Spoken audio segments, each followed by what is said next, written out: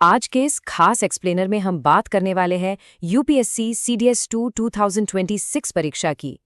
Form भरने से लेकर एग्जाम हॉल में बैठने तक का सफर सुनने में थोड़ा मुश्किल लगता है ना, लेकिन यकीन मानिए, सही रणनीति हो तो इस पूरी प्रक्रिया को बड़ी आसानी से समझा जा सकता है। तो चलिए, बिना किसी देरी के इस पूरे प्रोसेस को आसान भाषा में डीकोड करते हैं, ताकि कोई भी छोटी बड़ी डिटेल मिस ना हो। आइए एक नज़र डालते हैं कि आज के इस रोड मैप में हम क्या क्या कवर करने वाले हैं।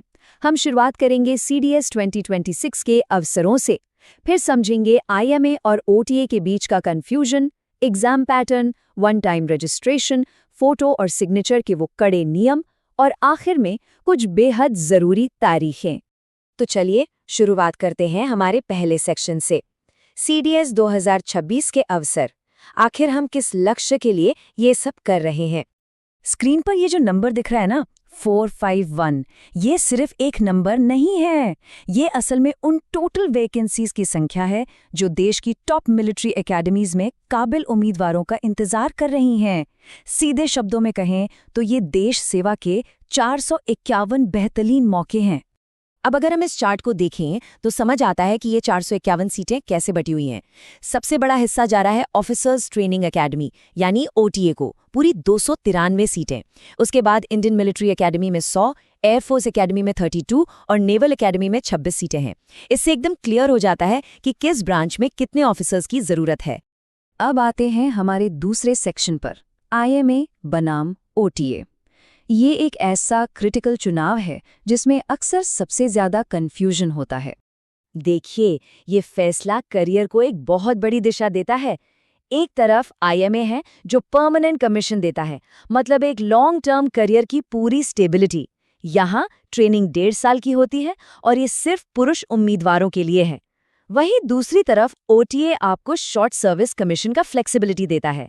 इसकी ट्रेनिंग थोड़ी छोटी होती है, 49 हफ्ते की, लेकिन सबसे शानदार बात यह है कि इसमें पुरुष और महिला दोनों उम्मीदवार आवेदन कर सकते हैं। चलिए आगे बढ़ते हैं सेक्शन 3 की तरफ, परीक्षा पैटर्न और सिलेबस। आइए समझते हैं कि इन अकेडमीज तक पहुंचने का रास्ता कितना चुनौतीपूर्ण है। इस पैटर्न को ध्यान से देखिए, यहाँ एक बहुत बड़ा रणनीतिक अंतर है। अगर टारगेट आईएमए, आईएनए या एयरफोर्स है तो इंग्लिश और जीके के साथ साथ मैथ्स का पेपर भी देना होगा। टोटल 300 नंबर, 6 घंटे का टेस्ट। लेकिन अगर ओटीए के लिए जा रहे हैं तो मैथ्स का पेपर नहीं देना होता, सिर्फ इंग्लिश और जीके, 200 नंबर और 4 घंटे का समय। सिलेबस की बात करें तो मैथ्स 10वीं के लेवल का आता है, लेकिन यहाँ सबसे बड़ा गेम चेंजर है नेगेटिव मार्किंग। जी हाँ, -0.33 मार्क्स कटेंगे हर गलत जवाब पर। इसका सीधा सा मतलब है कि एग्जाम में तुक्के बिल्कुल नहीं चलेंगे। एक्यूरेसी और सटीकता ही सफलता की असली चाबी है। ओके, अब आते हैं सेक्शन 4 पर, वन टाइम रजिस्ट्रेशन यानी ओटीआर। ये एग्जाम देने से पहले का एक बेहद जरूरी कदम है। ये प्रोसेस बहुत सिंपल है, सिर्फ 3 स्टेप्स में पूरा हो जाता है।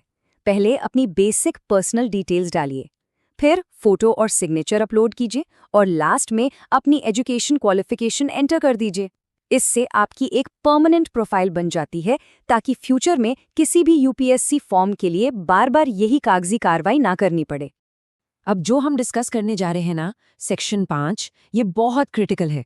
फोटो और सिग्नेचर के कड़े नियम। यहाँ एक छोटी सी भी गलती भारी पड़ सकती है। स्क्रीन पर इस फोटो को देखिए, ये एकदम परफेक्ट एग्जाम्पल है।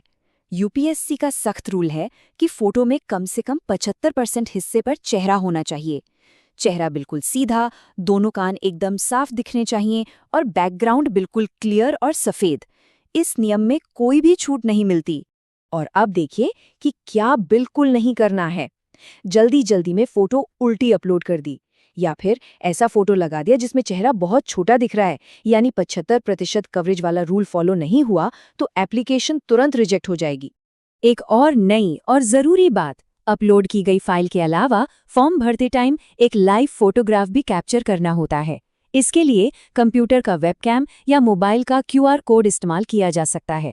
बस ध्यान रहे कि चेहरे पर अच्छी रोशनी हो, क्योंकि सिस्टम इस लाइव फोटो को अपलोड की गई फोटो से सीधा मैच करेगा। अब जरा सिग्नेचर वाले पार्ट पर आते हैं। यहाँ एक बड़ा ही अनोखा ट्रिपल सिग्नेचर रूल है। मतलब एक सादे सफेद कागज पर काली स्याही वाले पेन से 3 बार साइन करने हैं, और वो भी लंबवत, यानी ऊपर से नीचे। तीनों साइन के बीच में इतना गैप जरूर रखें कि वो आपस में टकराए नहीं। अगर नीले पेन का इस्तेमाल करते हैं या साइन अगल बगल कर देते हैं, बीच में जगह नहीं छोड़ते, या फिर किसी लाइन वाली कॉपी के पन्ने पर साइन कर देते हैं, तो ऐसी गलतियां फॉर्म को सीधे रिजेक्ट करवा देती हैं। रूल्स का अक्षरशः पालन करना ही इकलौता ऑप्शन है। फाइनली हम आ गए हैं अपने आखिरी सेक्शन पर, महत्वपूर्ण तिथियां और सुधार की नीतियां। इस टाइमलाइन को तो कहीं नोट ही कर लीजिए, ये पूरी जर्नी का एक नक्शा है। 20 मई 2026 को फॉर्म भरने की विंडो खुलेगी। 9 जून 2026 इसकी आखिरी तारीख होगी। इसके बाद जुलाई में यूआरएन करेक्शन विंडो आएगी और फाइनली 13 सितंबर 2026 को रिटन एग्जाम होगा।